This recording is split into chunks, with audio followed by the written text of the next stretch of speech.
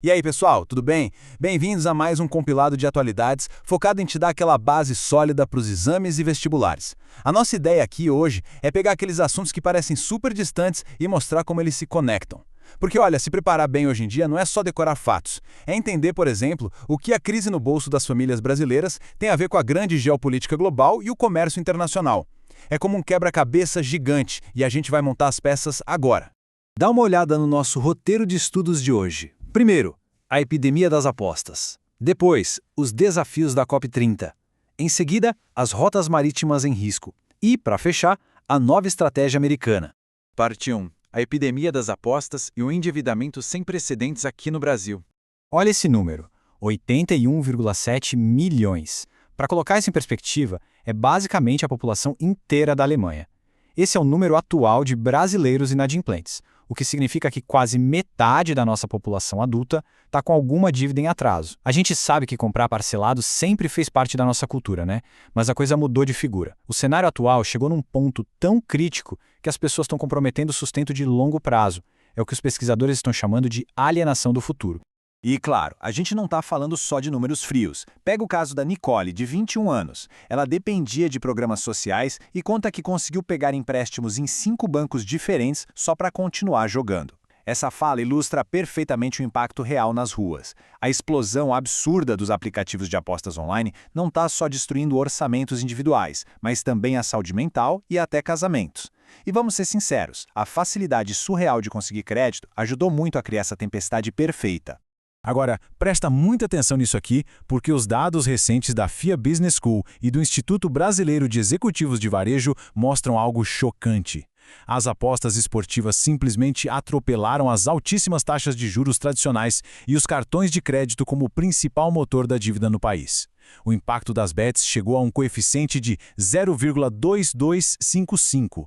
Gente, isso é quase o dobro do impacto do crédito e dos juros somados. É uma transferência bizarra de dinheiro que iria para atividades produtivas indo direto para jogos com retorno negativo. Aí a gente para e pensa, tá, mas como esse caos no orçamento doméstico bate de frente com as cifras bilionárias de um evento diplomático global? É justamente essa vulnerabilidade da população que torna tão complexa a conta de sediar grandes cúpulas ambientais. O que nos leva ao nosso segundo tópico, os desafios da COP30, o legado, o lobby e a infraestrutura em Belém. Essa conferência climática na Amazônia foi marcada por um contraste impressionante, quase duas realidades paralelas. De um lado, a gente teve a COP das pessoas, com vitórias históricas. Foram 70 mil pessoas nas ruas na Marcha pelo Clima, o anúncio da demarcação de 20 terras indígenas e a criação do Fundo Florestas Tropicais para Sempre. Mas, do outro lado do balcão, organizações documentaram a COP do lobby. Literalmente 2 mil lobistas da indústria de combustíveis fósseis e do agronegócio circulando livremente na Zona Zoom, a área oficial de negociações. Fica bem fácil entender por que é tão suado conseguir um acordo global para cortar o uso de combustíveis fósseis, né? E tem a questão prática da coisa. Evento gigante exige investimento gigante. Para Belém, foram liberados cerca de 2,8 bilhões de reais da União. E, sendo bem objetivo com base nas investigações recentes, houve sérios problemas de transparência. A grande maioria dessas obras de saneamento e asfalto foi gerida em âmbito estadual e municipal. E o que as investigações apontam? Que consórcios milionários incluíam empresas com histórico suspeito de fraude em licitações e corrupção, incluindo alegações de esquemas de propina para financiar campanhas políticas. É um lembrete importante de que a Agenda Verde precisa caminhar junto com a transparência pública. E se essa diplomacia climática travar de vez? O que acontece com o mundo físico, com os navios e rotas que trazem as coisas que a gente consome todo dia? Isso puxa o nosso terceiro assunto, rotas marítimas em risco e a fragilidade do comércio global. A gente às vezes esquece que 80% do comércio do mundo viaja pelo mar. E o detalhe é que essa rede gigantesca depende de uns corredores geográficos super apertados. Olha só, no Estreito de Hormuz, qualquer tensão com o Irã paralisa não só o petróleo, mas os fertilizantes que o Brasil e o mundo usam para plantar comida.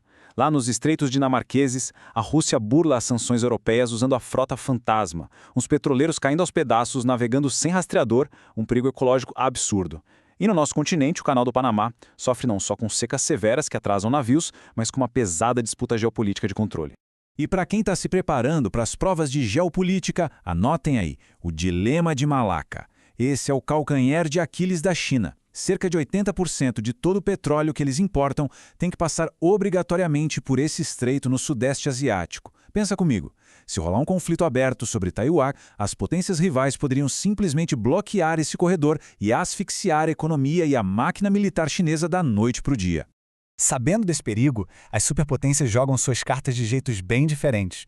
A Rússia, como eu comentei, age nas sombras com suas frotas fantasmas.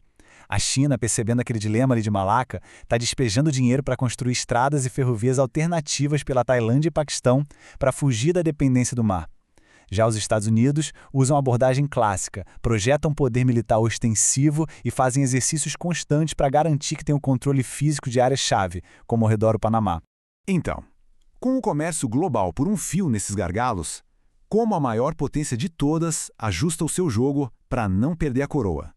É aí que chegamos à quarta e última parte do nosso compilado, a estratégia americana, mudança de regime e o novo foco no nosso hemisfério.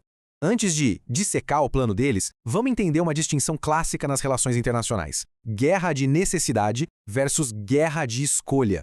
Uma guerra de necessidade é simples, é autodefesa imediata. Alguém invadiu seu território, você reage. Agora, a guerra de escolha é uma intervenção militar iniciada de propósito, calculada para obter uma vantagem estratégica ou política. Isso está super em alta nas análises hoje, especialmente quando a gente olha para operações recentes, como eliminação de lideranças no Irã ou as ações contra autoridades na Venezuela. E ao analisar a nova Estratégia Nacional de Segurança de Washington, fica claro que eles estão basicamente fazendo um download de uma versão 2.0 da doutrina Monroe. O roteiro deles tem passos muito nítidos. Primeiro, tirar o foco militar intenso do Oriente Médio e trazer a atenção de volta para as Américas. Segundo, fazer pressão pesada para expulsar concorrentes diretos, tipo afastar empresas chinesas de infraestrutura lá dos portos do Panamá. E terceiro, garantir acesso seguro a materiais vitais aqui mesmo no nosso quintal, como os minerais de terras raras do Brasil, que são essenciais para reindustrializar a economia americana e bater de frente com a China. Neutramente olhando para os relatórios internacionais, o que emerge na prática é uma política externa altamente ideológica e intervencionista. Isso passa por manter um sufocamento econômico implacável em Cuba, cortando acesso à energia, por exemplo. Envolve operações declaradas de mudança de regime e eliminação de lideranças estrangeiras, como vimos nos casos de Venezuela e Irã. Os documentos também apontam ações para influenciar eleições na América Latina e garantir governos aliados. E, de forma bem curiosa, relatam até o apoio a partidos ultranacionalistas na Europa, quebrando aquele padrão antigo de não interferir na política interna de aliados tradicionais. Para fechar nossa análise de hoje, eu deixo essa provocação final para vocês. Pensem bem. Uma população afogada em dívidas de aplicativos de celular deixa o país mais frágil e com menos voz. A corrida pelas soluções climáticas está totalmente enredada em interesses corporativos bilionários. E o controle das rotas marítimas dita as ações e muitas vezes as agressões das grandes potências globais no nosso próprio quintal. Entender como essas engrenagens, da sua economia local até a frota naval internacional, rodam juntas é o que vai garantir não só o sucesso de vocês nos exames, mas também preparar todo mundo para decifrar a nova ordem global. Continue estudando, questionando e a gente se vê na próxima.